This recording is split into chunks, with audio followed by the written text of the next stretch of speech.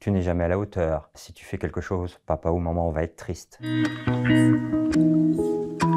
Bonjour, je suis Christian Richomme, je suis psychanalyste à Paris et je suis spécialiste dans les troubles affectifs, tout ce qui est relations de couple, anxiété et addiction. On est pervers narcissique.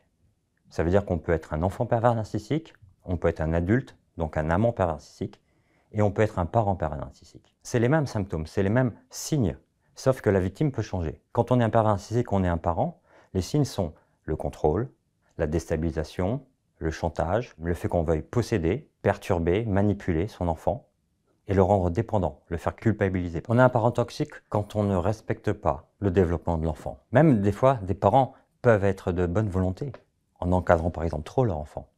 Mais ce qu'il va faire, c'est qu'il ne va pas se développer. Si on ne lui permet pas d'avoir des limites, de gérer sa culpabilité, de gérer aussi sa joie de vivre et d'écouter ses besoins, mais en lui mettant un cadre, là on reste dans ce qui est quelque chose de sain pour le développement de l'enfant. Si on dépasse cela, on est dans la toxicité. Et la toxicité, c'est quand le bien-être de la personne est plus important que celui de l'enfant. Ça sera toujours des phrases où on rabaisse l'enfant. Tu n'es jamais à la hauteur. Si tu fais quelque chose, papa ou maman va être triste. Là, je joue sur la culpabilité. Tu ne pourras pas vivre sans moi. Ou une dernière phrase, dans la comparaison, à ton âge, j'étais meilleur que toi.